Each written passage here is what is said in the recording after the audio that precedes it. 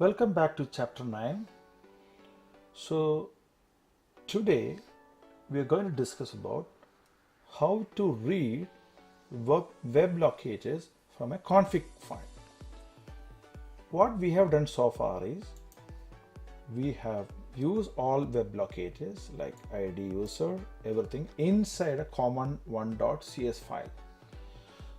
Think about a situation that you need to have these common files in multiple common 2 file, or you have to use this file, use this web locators from some other test cases, then actually repeating this code multiple number of times. So one better method is you can actually write these locators inside a config file. And let's see how to create a config file. For that, you come to the project, click right click, add new item. If you come down, you can see, click on Visual Studio C# item, you can see XML. There I'm going to remove everything, type app.config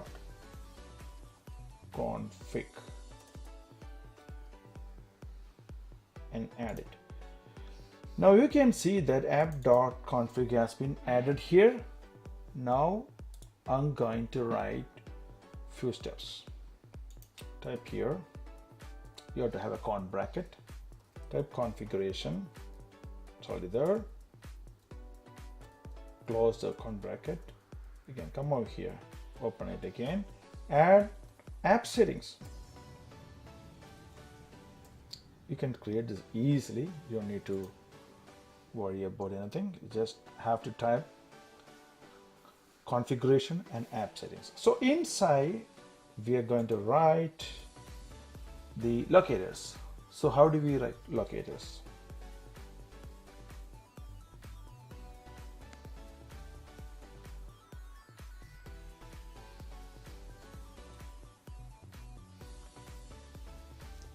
Add key equal to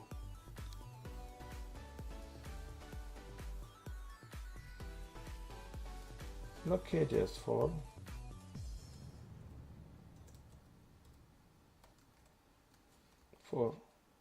user.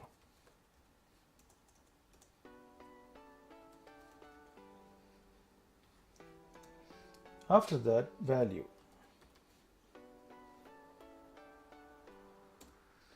So value is basically the web locator ID. Example,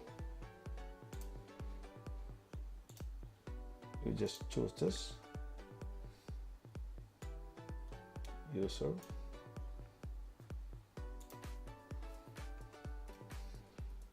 add it over there.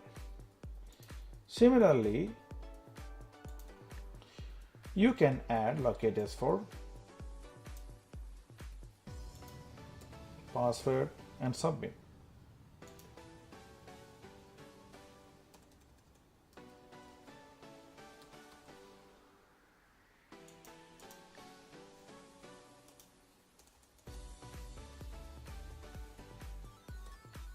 So here you have to type, copy this,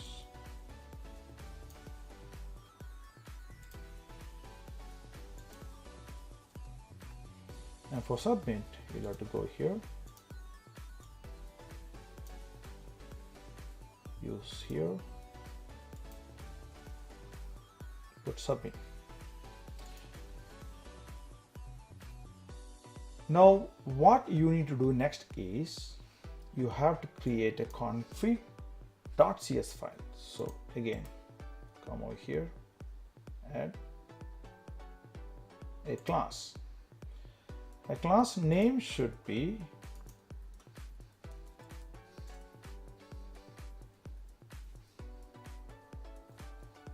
config.cs. Just create that. Here you need to include using system.configuration. Okay, so class name,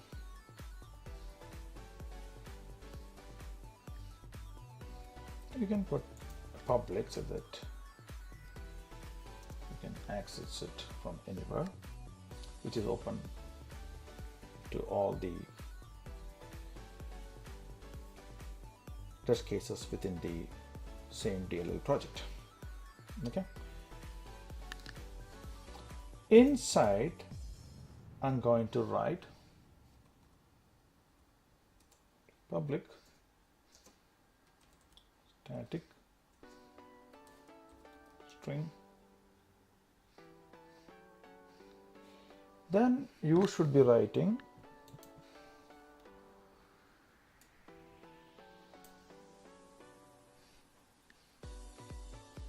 the keyword.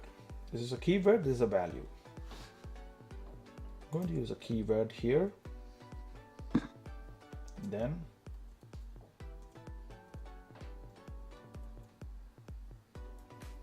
I'll type equal and an arrow key, basically like a pointer. And I'll write configuration manager. So you see that configuration manager is not available. I'm supposed to search a configuration manager. It's not found here. So I'm going to add it here in the reference.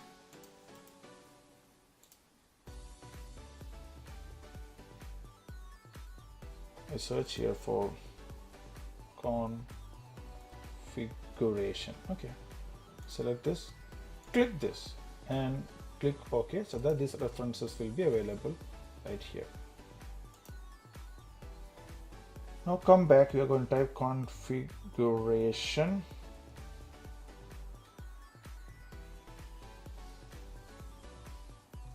manager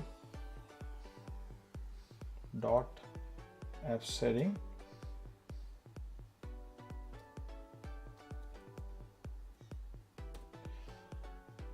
so here I'll write this locator keyword, not exactly locator is here, the value is a locator, submit, pass, user, these are all values. Those values are exactly the web element locators, but this locator for user basically is keyword. We are using this like an alias. Okay, so include it here. Same way I can just copy down this. This is the simplest method of doing. There are a lot of other complicated methods, but we don't need to do that. Just follow these steps, it will be very easy for you.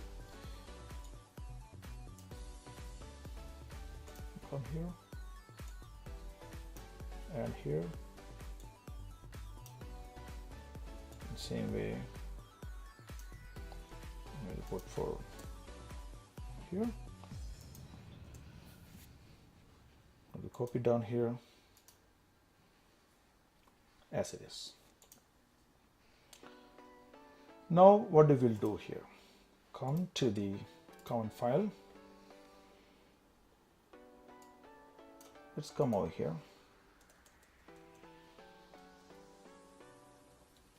Config dot, yes. So when you press config dot, you get all these locators right here. So you have to put user, right? Select that one. Same way. Copy that. Do that here. Here again. Config dot. Okay, this for pass. Yes. Copy that. Control C.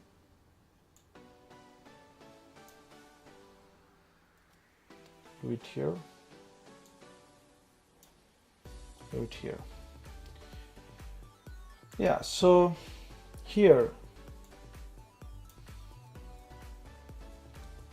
config dot locators for submit. So we only take the locator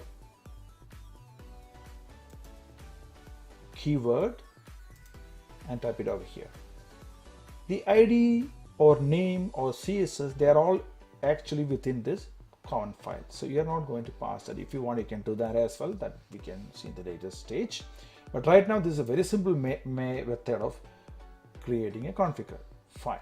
So you need to have an app.config and config.cs. Likewise, all the locators within this web page. If you have a big web page, well, the multiple numbers of locators, you can store everything in the config file. So this list will keep on growing down. That way you can keep only one copy, and all these locators can be accessed from any test cases here. If you have hundreds and thousands of test cases, you don't need to write everything separately, individually in every test cases, because sometime when one test cases, one web locators, if it is changed, let's say if it changed from user to user name or whatever it may be, then the whole test cases will fail. So in order to avoid that, we keep everything in the app.config file, and this file can be accessed from either from a common file or from a test cases like this, a unit test cases, such that if there is a change in the future about web elements like user to user ID or username, whatever it may be, then you have to go only to the config file and changes. That actually is a good method of coding, and that way you can save a lot of time and maintenance. Otherwise, it will be a hassle. So this is a way you will be writing. Likewise, let's run this and see. You can run from here or run from here.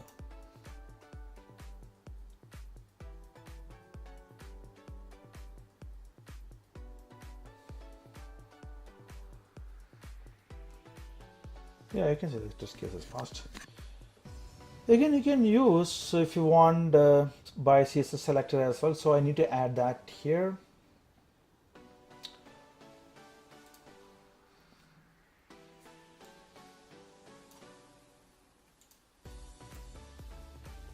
The right locators for login.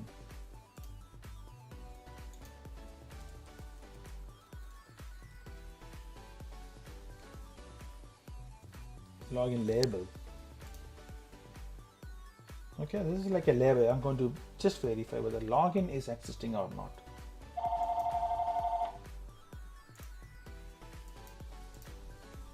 So let's copy this value h1.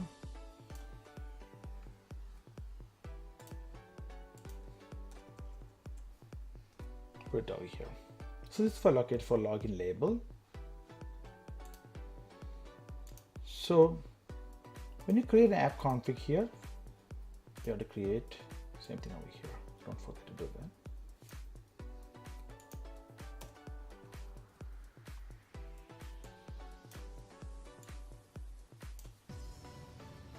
And come over here, type config dot label. Now we can run this. Similar way you can do it for this as well. I'm not going to show that, it's the same thing. Let's run this and see.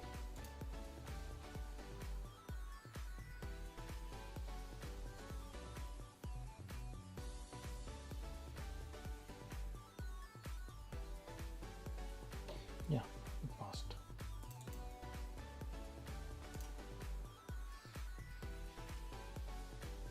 So this is a way you can read the web locator data from a config file.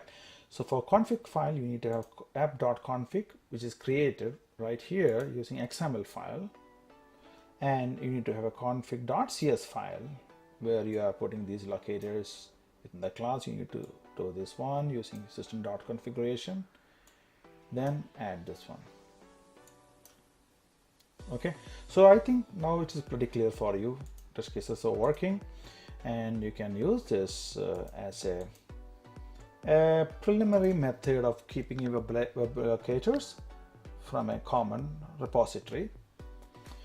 In future, chapters, I'll be explaining an advanced page object model methods that normally used in industry standards as well. This is also being used in industry, but that will be much easier for you, much sophisticated method. We can see that in the future chapters. So that's all I wanted to discuss on chapter 9, and we'll see in the next chapter.